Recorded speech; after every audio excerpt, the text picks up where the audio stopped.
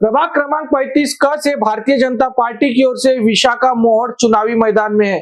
हमारी टीम से बातचीत करते हुए उन्होंने कहा कि महिलाओं की समस्याओं को प्राथमिकता दी जाएगी।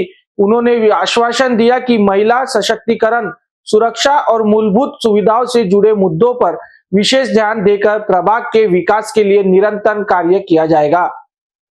सर्वात प्रथम तर मी आमचे दोन्ही आदरणीय नेते माननीय नितीनजी गडकरी आणि माननीय मुख्यमंत्री देवेंद्रजी फडणवीस यांचे आभार मानते की त्यांनी मला दुसऱ्यांदा संधी दिली।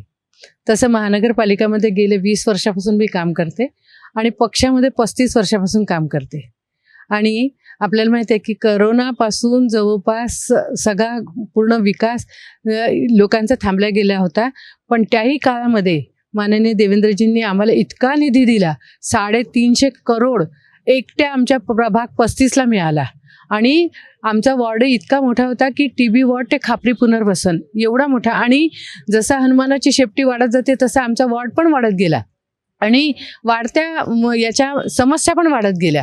त्यामुळे खूप आम्हाला आमच्यासाठी खूप मोठं हे होतं की बा आम्ही कसं करू, पण आम्ही चौघांनी त्याही वेळेस आम्ही चौघांनी मिळून सुद्धा खूप चांगलं काम केलं आणि त्या कामाची पावती या सगळ्यांना मिळणार आहे।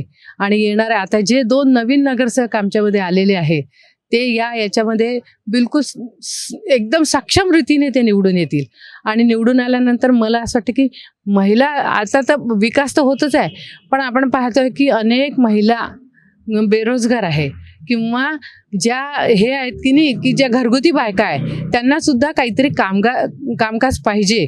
तर अशा याच्यासाठी नक्की आम्ही काम करणार की मोठे मोठे बचत गट आपण बनवले आहे, त्या बचत गटाच्या माध्यमातून आपलं सरकार आहे, महानगरपालिकेमध्ये आपली सत्ता येणार आणि देवेंद्रजींचं स्वप्न आहे की 120 नगरसेवक येतीलच आणि ते 100% येतील। तर त्या याच्यामध्ये सगळीकडे राज्यात केंद्रात आणि महानगरपालिकेमध्ये आपली सत्ता येणार आणि यावेळेस आम्ही जसं देवेंद्रजींनी आपल्याला माहिती आहे की लाडकी बहीण हा विषय तर केलाच, पण लाडकी बहिणींनी होणार नाही, केवळ 1,500 त्यांचं पोट भरणार नाही। तर आपण एक विशिष्ट सर्वसामान्यासाठी काम करायचं।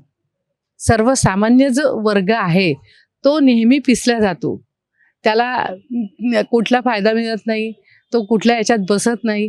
तर मी यावेळेस ठरवलंय की मी सर्वसामान्य जनतेसाठी काम करेन।